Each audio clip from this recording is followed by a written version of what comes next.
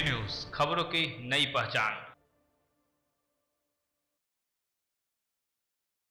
गणतंत्र दिवस समारोह के मौके पर स्कूली छात्र छात्राओं द्वारा खुद के द्वारा निर्मित जानकारी युक्त प्रदर्शनी लगाई गई थी, जहां पर बच्चों के साथ साथ अभिभावक भी पहुंचे। बच्चों के साथ साथ अभिभावकों ने भी इस मौके का आनंद उठाया। रोबोटिक लैब प्रदर्शनी का उद्घाटन के पूर्व झंडोत्तोलन कार्यक्रम भी स्कूल के प्रांगण में हुआ। इस मौके पर आजादी की लड़ाई में अपना जीवन बलिदान करने वाले वीर शहीदों को नमन किया गया। स्कूल के निदेशक व प्राचार्य मोहम्मद इरफान खान ने झंडा खुद फहराया और रोबोटिक लैब व एग्जीबिशन का भी उद्घाटन किया गया। मौके पर स्कूल के शिक्षक और शिक्षिकाओं ने बढ़ चढ़कर भाग लिया। प्रदर्शनी के दौरान सभी क्लास के बच्चे अपना अपना स्टॉल लगा रखे थे और स्कूल के निदेशक व प्राचार्य मोहम्मद इरफान खान बताए कि बढ़ती टेक्नोलॉजी का असर आज देखने को मिल रहा है, वहीं और हमारे बच्चे टेक्नोलॉजी की ओर बढ़ रहे हैं। आने वाले समय में हर काम आसानी से हो, सुरक्षित हो, इसके लिए हम लोग टेक्नोलॉजी पर विश्वास कर रहे हैं। वहीं hello kids smart school Shalimar ground Dhanbad जिले का पहला हाईटेक स्कूल बन गया, जहां रोबोटिक लैब के माध्यम से बच्चों को शिक्षा की शुरुआत हुई। कोडिंग के थ्रू अब बच्चे पढ़ाई के साथ साथ रोबोटिक का भी जानकारी जान पाएंगे, जिससे उन्हें आगे जाकर परेशानियों का सामना ना करना।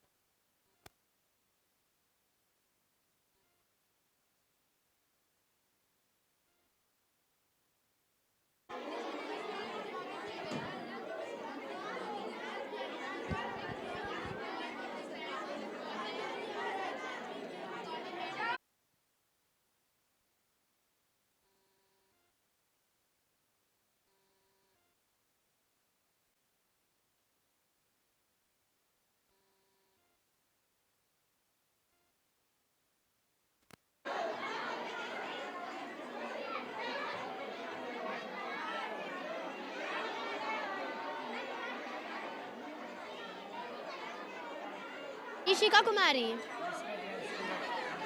Yes sir.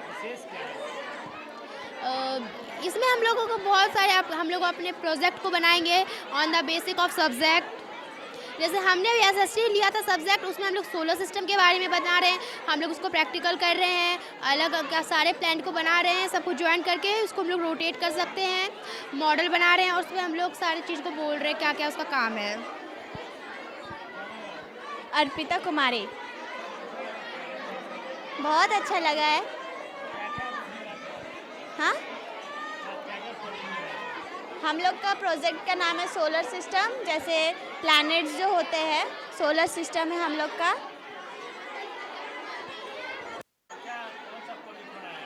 सर ये साइंस का प्रोजेक्ट बनाए हैं।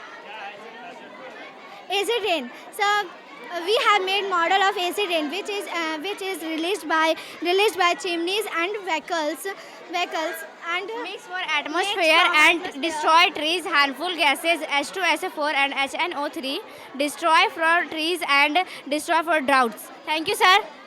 thank you sir, have a nice day. Treatment, okay, and this is a small stone and a big stone and coal and sand and cotton is clean water 90% up and it is a final tank. और ये हमारे घरों में काम करता है, जैसे कि हाउस में और एग्रीकल्चर एक्टिविटीज़ में। Thank you, have a nice day. होता है साइंस एग्जीबिशन, जैसे आज हो रहा है। हम लोगों ने बहुत सारे प्रोजेक्ट बनाए हैं यहाँ पे। किसी ने डिज़ास्टर अलर्ट हमारा प्रोजेक्ट है, जिसमें हमने हॉस्पिटल में अगर आग लगे उसमें फायर अलर्ट अलार्म फिक्स किया सेंसर से। फिर बाद में अगर स्कूल के पास हमने अर्थक्वेक का अलार्म लगाएगा, अर्थक्वेक आता है तो वो डिटेक्ट करेगा। फिर नदी में हम लोग लगाएं कि वहाँ पे बाढ़ आएगा तो वो बताएगा। और भी बहुत सारे प्रोजेक्ट सभी ने यहाँ पे बनाया है। सर मेरा नाम शिवम कुमार है। सर डिजास्टर अलर्ट एसएसटी का प्रोजेक्ट है सर, डिजास्टर अलर्ट। सर यहाँ इस स्कूल में हम न्यू आए हैं, अभी न्यू एडमिशन हुआ है। मैं इसी साल से बना रहा हूँ डिजास्टर अलर्ट। यहाँ न्यू रोबोटिक लैब खुला है इसी बारे में। कुमार, अमन कुमार।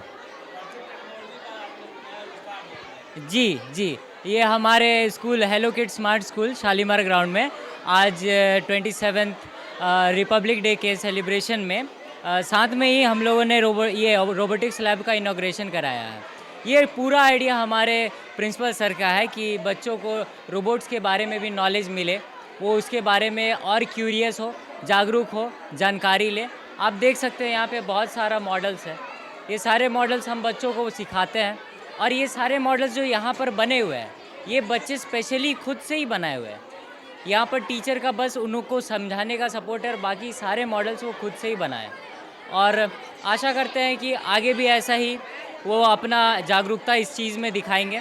और मैं आईटी टीचर हूँ हेलो किड्स स्मार्ट स्कूल की, और रोबोटिक्स क्लासेस के लिए मैं ही इंचार्ज हूँ, रोबोटिक्स इनॉग्रेशन का भी इंचार्ज। यस, हम लोग 26 जनवरी के उपलक्ष्य में हम लोग जो है यहाँ पे रोबोटिक्स लैब का इनॉग्रेशन कर रहे हैं, जिसमें बच्चे लोग के द्वारा बहुत सारे रोबोटिक्स के पार्ट्स बनाए गए हैं, उनके मॉडल्स बनाए गए हैं, कैसे वो मैकेनिज़्म काम करता है, कैसे ऑपरेट किया जाता है, वो सारा कुछ हम लोग यहाँ पे बच्चे लोगों को समझा रहे हैं कि कैसे कोई चीज़ जो होती है वो कैसे वर्क करती है, क्या उसमें क्या हो रहता है कि वो जिस तरीके से आपका मोशन जनरेट करता है। जैसे आजकल के टाइम पे रोबोट्स जो है बहुत ज़्यादा ही हम लोग को देखने को आ रहे हैं, हर एक जगह पे डिजिटलाइजेशन हो रहा है। तो हेलो किड्स स्मार्ट स्कूल में भी आपका ये डिजिटलाइजेशन देखने को है, बच्चे लोगों में भी है, हम लोग में भी आ रही है कि हाँ हम लोग को भी डिजिटलाइजेशन मोड में कैसे बच्चे लोगों को पढ़ाना है।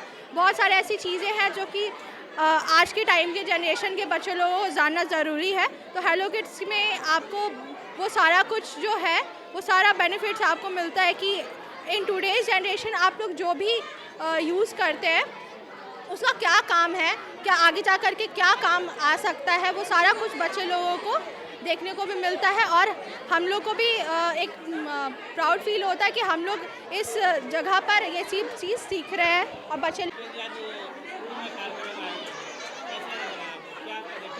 बहुत अच्छा यहाँ लग रहा है, क्योंकि पहली बार इस धनबाद क्षेत्र में ऐसा मैंने देखा है कि हेलो किड्स स्मार्ट स्कूल में 26 जनवरी के उपलक्ष्य पे बहुत अच्छा प्रोग्राम रखा गया है। छोटे छोटे बच्चे जो हैं अपना भरपूर योगदान दे रहे हैं यहाँ।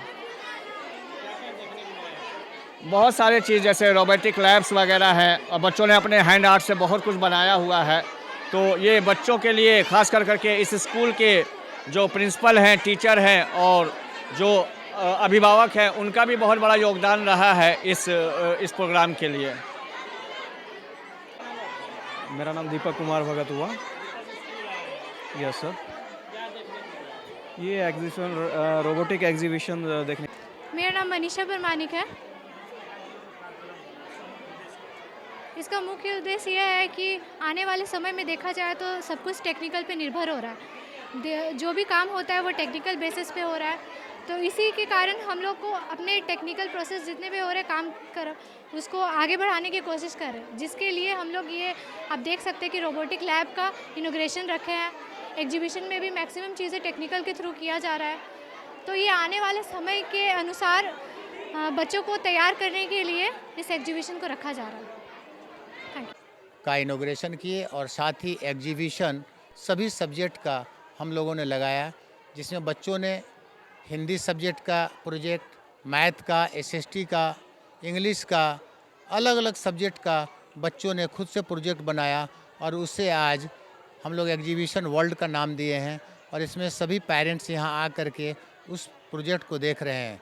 मेन हमारा आज हेलो किड्स स्कूल का रोबोटिक लैब, जो धनबाद के किसी भी स्कूल में अभी इसका इनॉग्रेशन नहीं किया गया था, हमने रोबोटिक लैब का इनॉग्रेशन यहाँ पे किया है, जिसे बच्चे पढ़ाई के साथ 3 क्लास से 10 क्लास तक के बच्चे कोडिंग के थ्रू रोबोटिक का काम भी सीखेंगे, जिससे भविष्य में वह आगे चल कर के इंजीनियरिंग सेक्टर में, रोबोटिक सेक्टर में आगे जा कर के इसका काम और फ़ायदा लेंगे।